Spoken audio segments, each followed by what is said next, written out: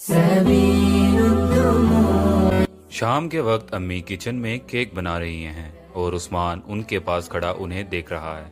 اسے میٹھا بہت پسند ہے۔ عثمان مسلسل کیک کو ہی دیکھ رہا ہے۔ امی نے کہا، بیٹا یہ کیک مہمانوں کے لیے ہے، اسے ہاتھ مت لگانا۔ عثمان نے کہا، جی امی ٹھیک ہے، اور امی کچن سے چلی گئیں۔ جو ہی امی کچن سے گئیں، عثمان نے سوچا کیوں نہ تھوڑا سا کیک کھا لوں، کسی کو کیا ہی پتہ چلے گا، اور اس نے کیک کھانا شروع کیا اور آدھا کیک کھا کر کچن سے باہر بھاگ گیا۔ امی جیسے ہی کچن میں آئیں اور کیک دیکھ کر حیران ہوئی اور کہا، یہ کس نے کیا؟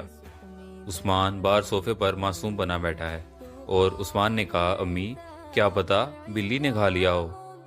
دادا جان پاس بیٹھے یہ سب دیکھ رہے تھے۔ انہوں نے کہا، کیا آپ کو پتا ہے اللہ تعالیٰ کے پاس بہت سے فرشتے ہیں جو ہماری ہر بات لکھتے ہیں، اور کسی کی چیز بغیر اجازت کے استعمال کرنا خیانت ہے۔ اور دادا جان بولے، بیٹا فکر مت کرو، میں نے کیک میں ایک ایسا مسالہ چھڑکا ہے جو بھی اسے کھائے گا اس کی ناک نیلی ہو جائے گی۔ عثمان یہ سن کر ڈر گیا اور اپنی ناک زور سے رگڑنے لگا اور کہا، امی مجھے معاف کر دیں، کیک میں نے ہی کھایا تھا۔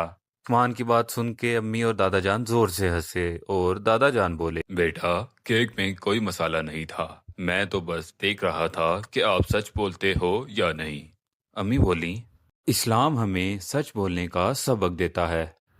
پیارے پیارے بچوں، اس کہانی سے ہمیں سیکھنے کو ملتا ہے کہ ہمیں ہمیشہ سچ بولنا چاہیے اور کسی کی چیز بغیر پوچھے استعمال نہیں کرنی چاہیے۔